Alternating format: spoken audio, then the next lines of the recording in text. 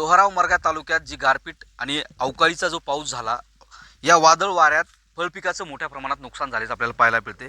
प्रामुख्यानं आता मी एका केळीच्या बागात आहे. लोहारा खुर्द या शेतशिवारातील ही केळीची बाग आहे.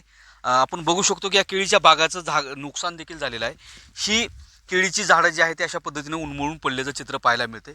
ठिकठिकाणी ही झाडं जी आहेत ती अशी उन्मळून पडलेली आहेत.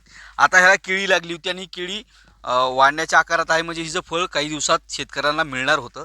त्याच काही ठिकाणी तर केळीचं खुटं देखील निघून पडलेली आहेत. एकूण मोठ्या प्रमाणात जे आहे ते केळीचं नुकसान झालं आहे. त्यामुळं या अतिवृष्टीचं अवकाळीचा कसा तडाखा शेतकऱ्यांना बसला आहे. आपल्यासोबत केळी उत्पादक शेतकरी, किती क्षेत्र होतं सगळं तुझं? 4.5 एकर क्षेत्र आहे साहेब. किती खर्च आला होता लागवडीला? 1 एकरला 3-3.5 लाख रुपये खर्च आहे. मग आता कसं आहे सगळं नियोजन आता? आता काहीच कळणार झालं साहेब आम्हाला. अवकाळी पावसामुळे खूप नुकसान झालंय. तर हे हातातोंडाशी आलेला घास आता गेल्यासारखं झालंय.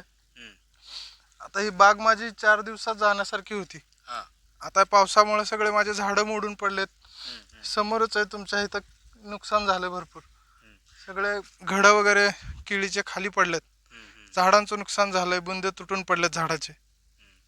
हे प्रत्यक्षात नुकसान पाहिलं तर आपल्याला खरंच याचा अंदाजा येऊ शकतो की किती मोठ्या प्रमाणात तळहाताच्या फळाप्रमाणे ही खरं तर केळीची बाग जपली होती.